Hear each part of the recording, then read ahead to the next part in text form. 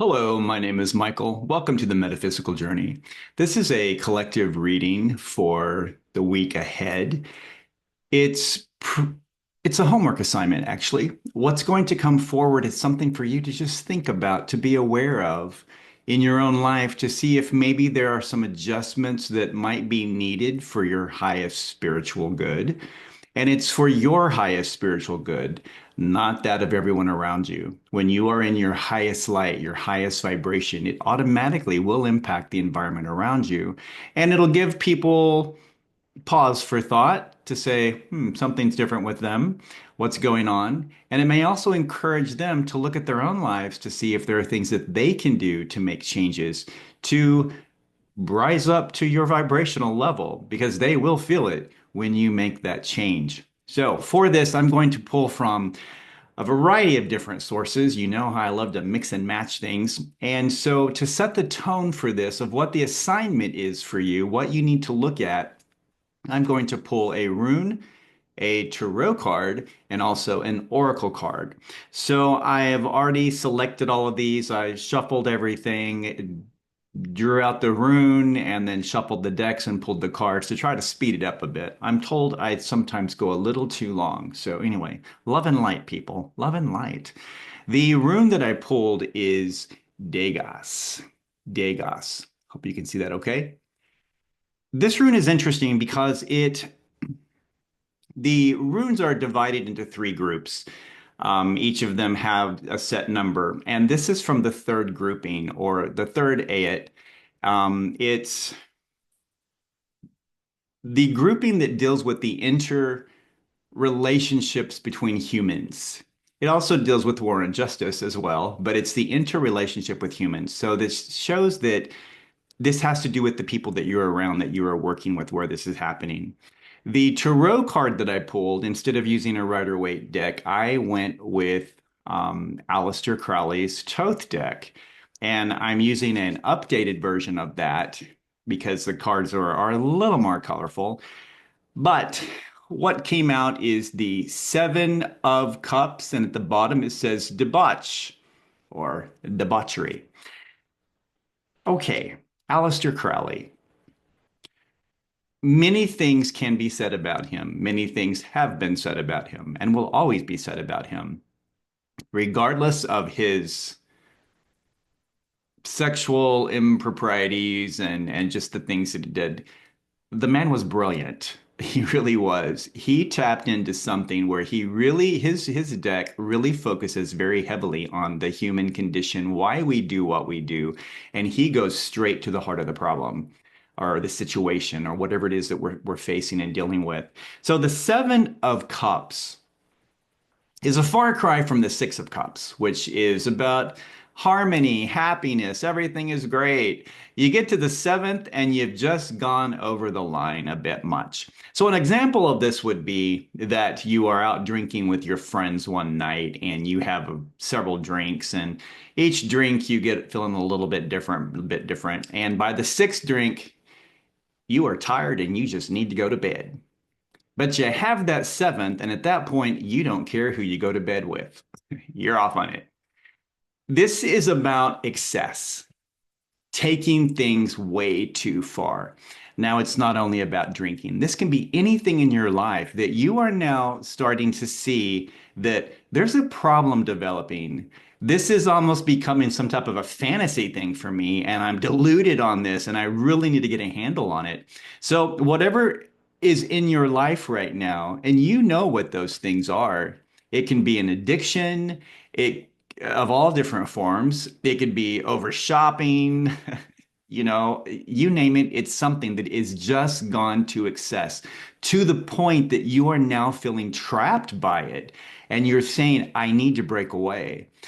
This also can be a situation with other people to where you have just given in so much and you started to believe whatever they're saying, and it's not in your highest good. You know it's hurting you, but you've gone too far and now you're possibly feeling trapped. So this week, think about what that might be. I pulled a third, an oracle card on this, setting the tone for the homework assignment, and I pulled from Wisdom of the Hidden Realms by Colette Baron-Reid. I love her decks, and the card that came out on this is the Metal King. Focus, camera, focus. Discipline, armor, and boundaries. So that is what's needed. That's something to be thinking about for the week. Once you've identified what it is or what certain things are, there may be more than one. If it's a problem and you know it's hurting you, you have to set up boundaries and you have to be like the Metal King. Things just have to bounce off of you. It can't penetrate that armor that you have. So this is protecting yourself, defending your sovereignty, your free will, defending that to say that I'm going to push that back. It's hurting me. I have to stop. If it is some type of an addiction, this also means it's time to reach out for help. Say, I'm going to make this commitment and I'm going to do this because you have to protect yourself. Yourself. That's what this is. So those are the three things that I pulled. And what I'm going to do now is choose three tarot cards from Enchanted Soul, Tarot of the Enchanted Soul by Yasmeen Westwood. This is a beautiful deck. I really like it. And what I like about it is that it also has some little words at the bottom that give us something to think about. So in your homework assignment, these three cards are going to help maybe focus in of an area of your life that you want to improve. And maybe you didn't see it, but it will show up with these cards. The very first one that comes out is the star. Now, this is the best card that you can have. Besides, it's an Aquarius card. So I'm an Aquarius. I love this card, but it's the star. And what this says at the bottom is renewal, hope, inspiration, serenity, calm, wishes, dreams, healing, and miracles. If any of those things on the bottom there are not being met in your life, and you feel like I'm just not reaching that, why is that? What's blocking that? Whatever is blocking it, whatever, if it's blocking one, it's probably blocking several. That may be an area where the Seven of Cups needs to be looked at. Now, this does not mean that you are in the state of debauchery right now.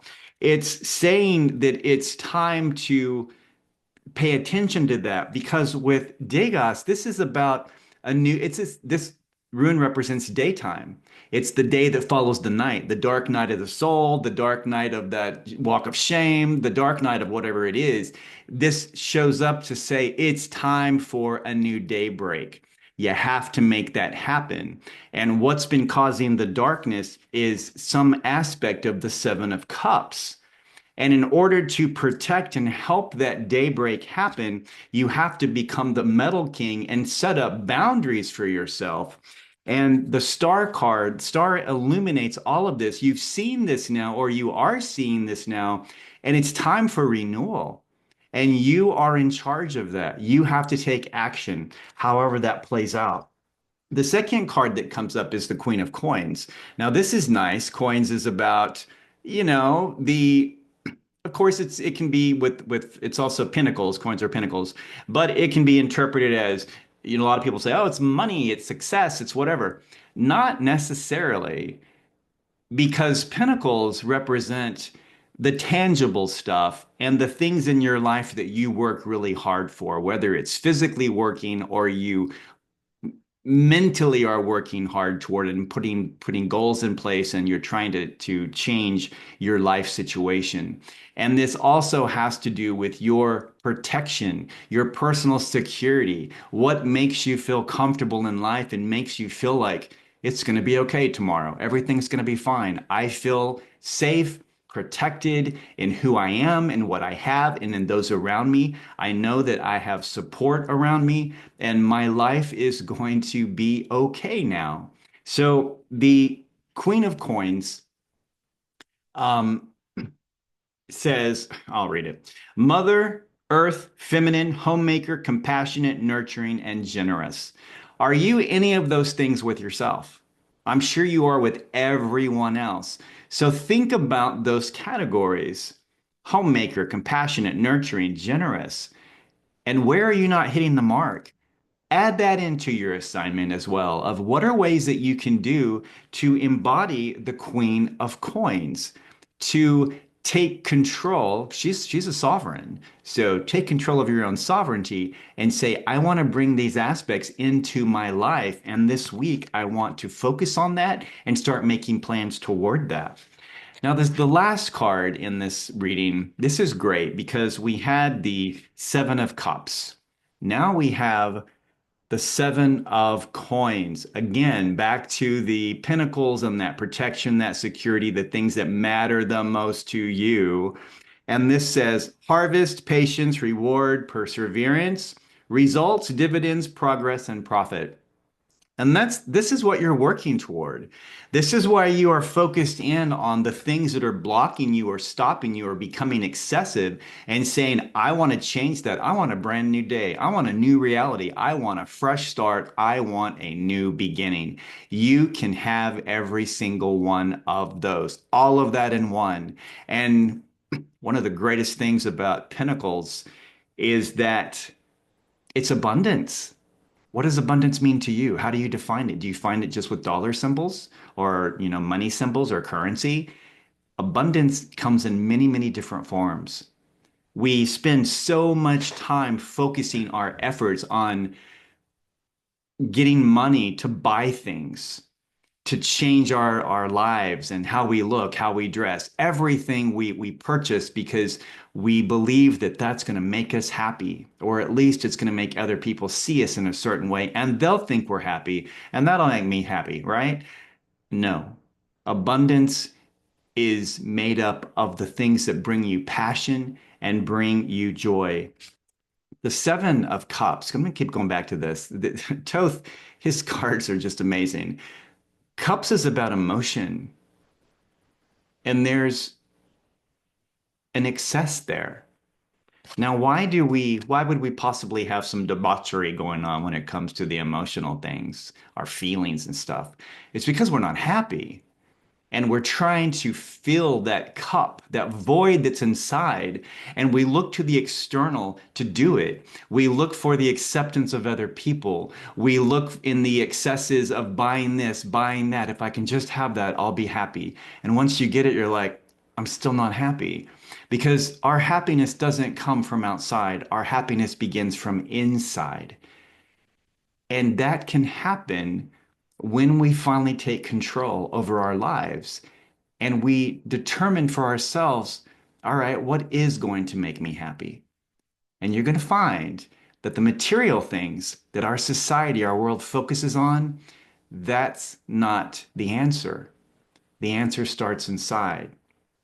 When you believe that you are all that you need to be, when you accept yourself, when you believe in yourself, and you stop letting other people influence your thoughts and your actions, and especially your reactions, pay attention to that. So this week in your homework assignment, as you think about these things, and I hope that you will, because it will make a difference, I promise you that, you will start to see some results from it. But when you're going through that process, pay close attention to a couple of different areas. You're going to identify the areas that you want to make changes in. But in order to change something, you have to have an idea of what you want to change toward. And if you already know that something's wrong, that means you already know what is right. What's the right thing for you? So focus on your goals, your dreams. What is your dream? What is your passion? What makes you happy without any external thing coming in whatsoever? What makes you happy? Focus on those and set that as your intent. And just think about it. Speak to your spiritual team about it. Ask them for assistance. Say, I need help with this. And give them your permission to help you. And that's where the change will start. You will find things just automatically flowing into your path. The timing will be amazing because if Dagaz shows up, It is time for a new day, and your spiritual team wants to make sure you see it, and they want to make it as bright as possible because you deserve that. You're worthy of that. You matter way more than you realize. Anyway, I hope that this reading has brought something that you can use to encourage you and help you grow on your path, and as a result, be able to help other people too. Remember that all of the stuff that you have gone through, everything that you've experienced in life, it isn't because you are a bad person or you've messed up or something. Yes, we make conscious decisions on things and we later realize, okay, that wasn't so smart. But at the time, that's all we knew to do. If we could have done better, we would have, but we chose not to for whatever reason. But everything that you have been through had to happen for a reason. You may find yourself sitting right now thinking, I am the most flawed person in the world. How can I possibly help anyone? I'm so imperfect. Your imperfections actually are what make you perfect to help other people because you know, as a soldier in the war, exactly what the battle's like. You have the scars to prove it that you were there. You fought alongside other people also there. But all of that converts into wisdom and first-hand knowledge. So you can help other people dealing with the same thing. So the areas in your life where you've messed up the most and you have the most shame or regret over, stop feeling that way. Turn that into a positive because that makes you a specialist, an expert in that area. It's not like you're just reading a book or taking a course on something. You've lived it. You have firsthand experience that makes you perfect. And in this life, when you came here, all this was arranged ahead of time. Some of the circumstances played out in different ways, but there was a main reason you came, and everything in your life that you've experienced, if you really look at the patterns of it, it all focuses on the same general areas. Those are the areas that you are meant to go out and help others with. So see your imperfection as perfection because that's what you are. Thank you so much for following me on the metaphysical journey, and I hope that you all have an amazing week and have some great success. If you have time, I would love to hear from it. You can message me or put things in chat. I don't get a lot of comments, but I would love to because I like what I do and I hope that I make a difference. I love every one of you. Have a beautiful week on purpose and with purpose. Bye.